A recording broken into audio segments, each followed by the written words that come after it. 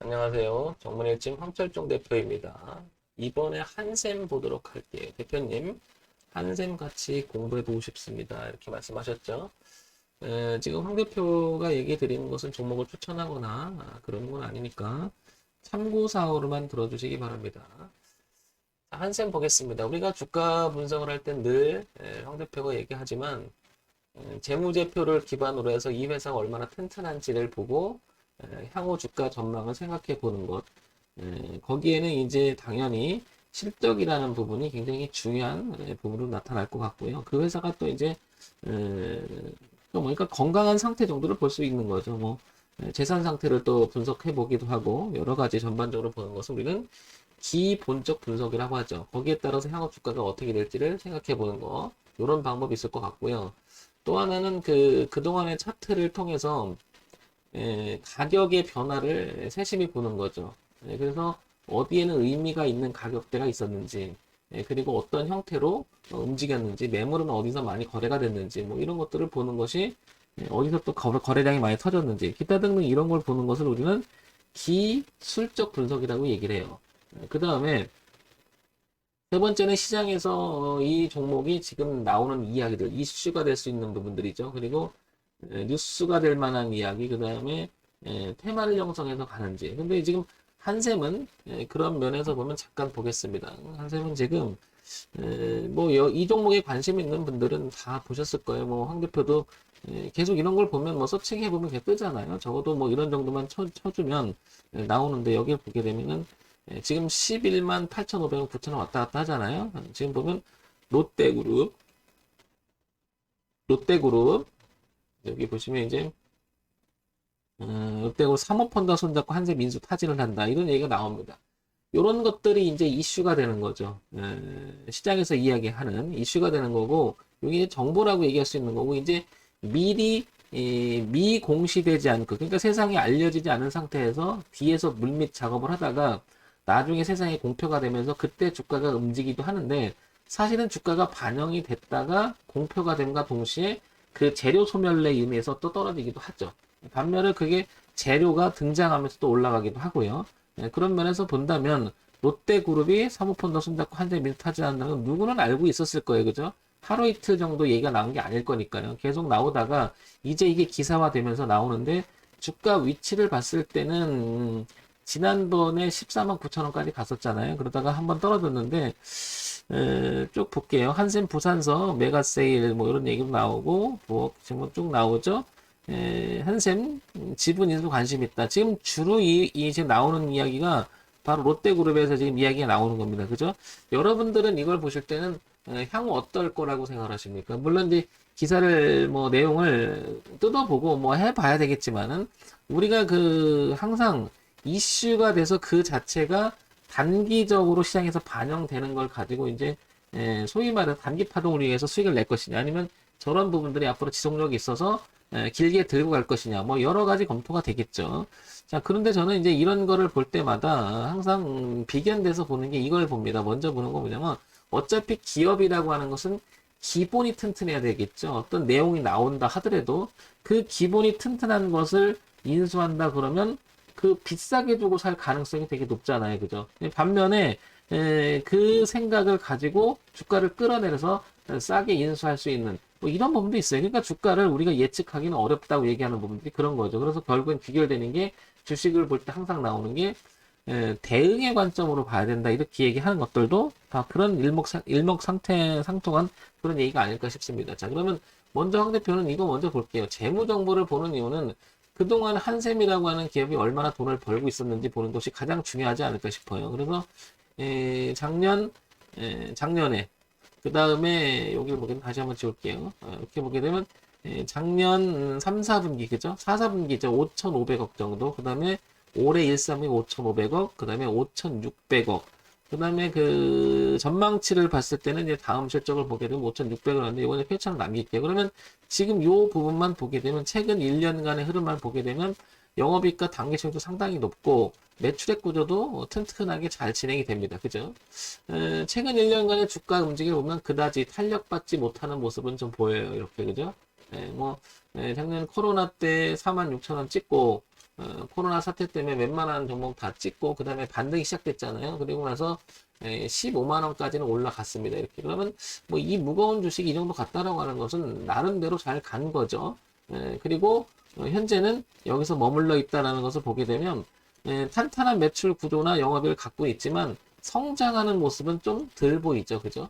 덜 보이죠. 그래서 연간 실적으로 한번 넘어가 볼게요. 자, 연간 실적을 보게 되면 2017, 18, 19, 2020 보게 되면 2조 대 1조 9천억, 1조 6천억, 그 다음에 2조 대를 꾸준히 유지하고 영업수익은 당연히 꾸준합니다. 그죠? 보다시피. 그러나 크게 어떤 그 박스 부분에 갇혀 있다는 느낌이 들죠. 벗어나야지 모멘텀이 있어야 주가도 그거에 맞게 좀 탄력을 받을 텐데 좀 그런 부분이 좀 많이 아쉽다라는 거죠. 그죠? 어쨌든 튼튼한 회사임에는 분명합니다. 그죠? 그러니까 이제 이런 이야기도 롯데그룹도 한번 시장에서 나오니까 이걸 인수해 볼까? 이런 생각이 있겠죠. 그죠? 뭐 얘들도 뭐 다 사업하고 장사하는 사람들인데 그냥 생각 없이 하지는 않았을 것이라는 생각이 듭니다. 그죠? 그래서 한샘을 그대로 한번 흐름대로 보게 되면 분명히 이거는 어느 한우 이틀에 나오지는 않았을 것이고 흐름을 봤을 때는 이 자리를 보게 되면 89,000원대를 작년부터 좀 지켜가는 모습이 있는데요. 흐름을 바꾸기 시작한 부분도 바로 이렇게 보게 되면 어디냐면 전체적인 흐름을 바꾸기 시작한 부분도 여기 89,000원대임을 알 수 있죠. 그러니까 지금 11만 8천원인데 시장에서 제시해 놓은 89,000원 이 가격은 하루아침에 만들어진 가격대가 아니고 오랜 시간에 걸쳐서 형성된 자리라고 하는 것을 알 수가 있겠죠. 이렇게 그죠?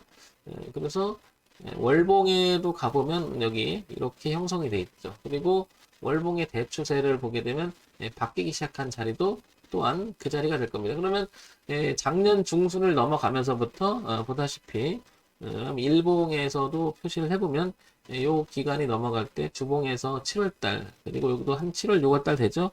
그러면 작년 7월 6월이니까 여기가 맞겠죠. 당연히 여기가 넘어가기 시작한 기점이 그러니까 여기하고 이렇게 매칭이 되겠죠. 그리고 넘어가서 안착이 되면서 이제 이렇게 지지로 바뀌는 모습이 이렇게 눈에 보입니다. 이렇게 그죠? 이렇게.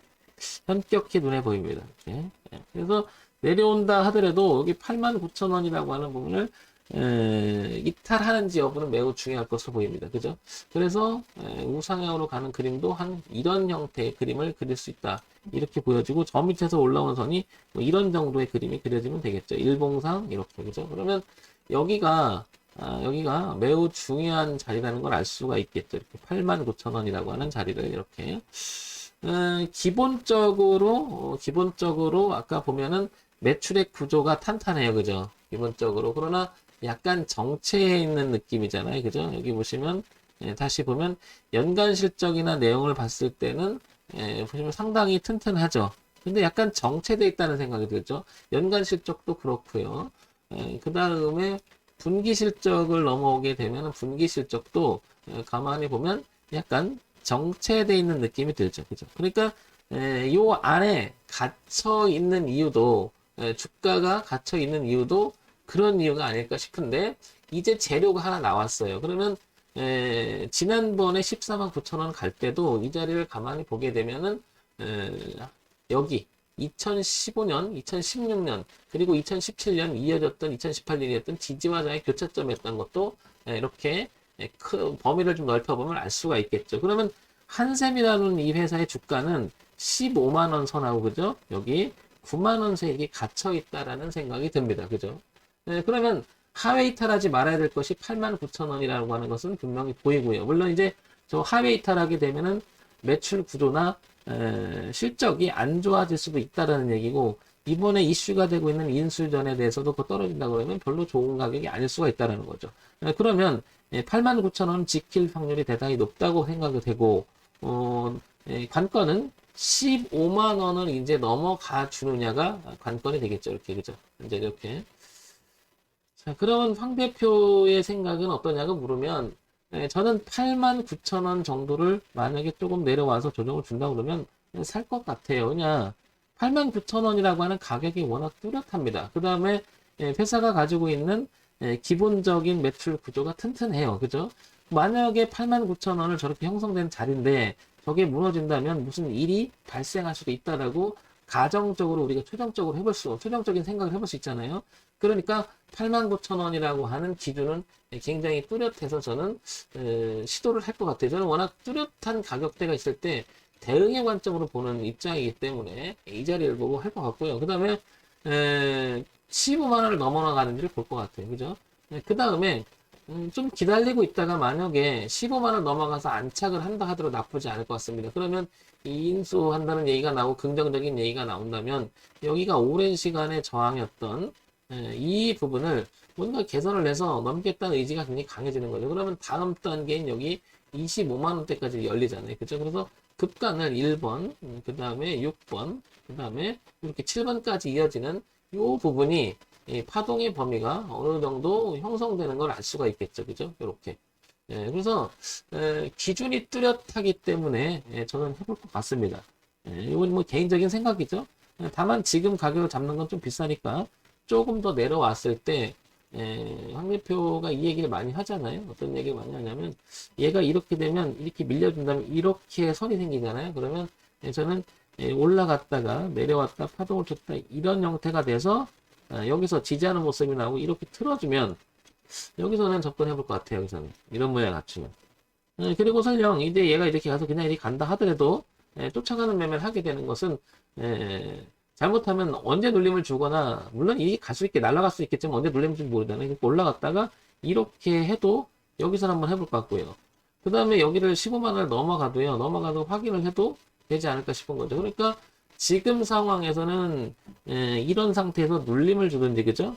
이 변화를 주고 눌림을 주든지 그죠? 아니면 올라가서 10원 안착하고 확인을 하든지 이런 관점으로 접근할 것 같습니다. 그러니까 가지고 계신 분이라면은 열려있는 공간이 9만 원에서 15만 원 사이 그 다음에 25만 원이라는 공간이기 때문에 저런 가격대를 기준으로 하면 되겠죠. 어차피 주가는 시간을 먹고 성장을 하기도 하고 그 다음에 꿈과 기대감으로 성장하기도 하는데 그 모멘텀이 사라져버리면 주가는 빠질 수도 있는데 한샘을 보니까 실적이나 내용도 튼튼하고 지금 이슈가 하나 나오고 있기 때문에 그런 부분들이 최종적으로 봤을 때는 89,000원이라고 하는 자리는 하루 이틀 형성된 게 아니다. 오랜 시간 동안에 걸쳐서 시장의 공통점으로 제시된 가격대가 아닐까 싶어서 89,000원을 기준으로 해서 15만원, 25만원까지 이렇게 볼 수 있지 않을까 싶습니다.